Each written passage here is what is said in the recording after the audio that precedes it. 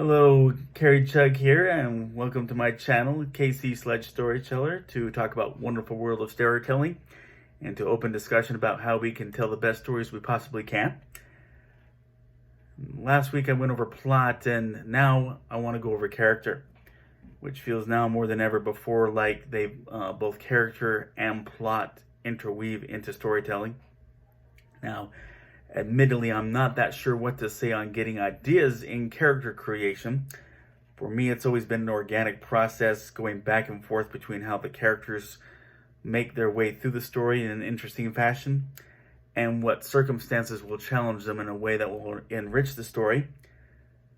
I have gone through answering character questionnaires, when a sheet of paper has the blank space for the where you put the name. What's their favorite this? What do they like to do? Hobbies? But I always ended up not looking at them after they're written. They just sit on the table somewhere. But anyway, the more you read about character development, the more emphasis you need to see from tutorials. You will see from tutorials on the need to sort between characters' wants and their needs. The simplest and most cliched example of that is a guy sees girl A as a love interest. Girl B is his bestie gal pal, who either helps him in his quest to win over girl A or helps him keep his day-to-day life afloat. The guy, after much drama, manages to win over girl A, but then he suddenly realizes that he had been in love with girl B all along and ends up with girl B, happily ever after, yada yada. The guy's want is girl A. The guy's need is to find happiness with one who best suits his emotional and affectionate needs. Turns out to be girl B. Looking deeper, Luke Skywalker wants to get away from the desert farm life and find adventure, but needs to learn of his inner potential that will lead to his profound destiny. Bilbo Baggins wants to live in his hobbit hole and remain complacent, but needs to realize that a whole other world out there exists, and then realizes then what growth will come from experiencing that world, and he had to actually take that journey to have that experience. Sometimes they intertwine. In Batman Begins, Bruce Wayne wants to rid the world of the evil that took his parents from him. He needs to find an effective way to accomplish that in a non-personal fashion. Basically, wants are external and needs are internal. Now, of course, key to wants and needs is the use in how you get the readers to know the characters. Often this is used to create a character arc. Specifically, how the character's wants evolve into needs and how it changes him or her internally. It's challenging, but it's fun, and what makes storytelling most fulfilling for me. Another part of working between wants and needs is effectively working them in with their flaws, working into them their flaws and their strengths. Sometimes I feel like flaws get all the attention and they shouldn't. Yes, we want characters to have struggles. We also want to make their strengths show how they overcome these struggles through part of the story.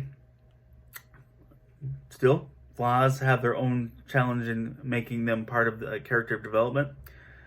If it's a personality flaw and we play it up too much, it annoys the reader and hinders our empathy with them.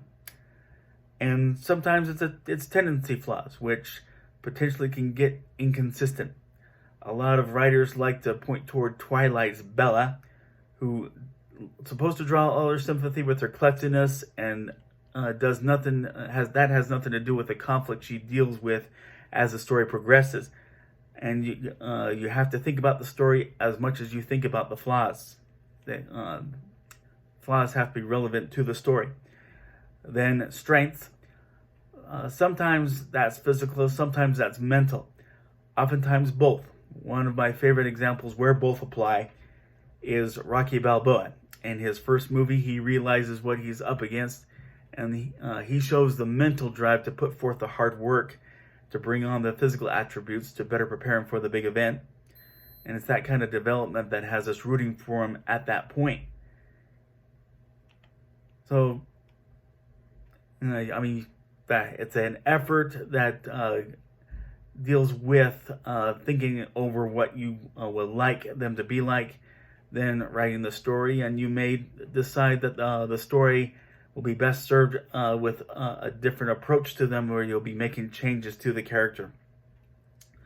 But the problem, what we're looking at here, is you want them to get to know them, and we all like origin stories, but we should think about those origin stories, and not so much that when you meet somebody and get to know them, they're not going to tell you their life story.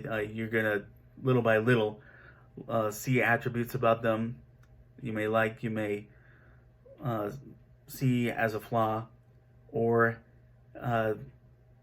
it'll be something that will tip you off of what they do.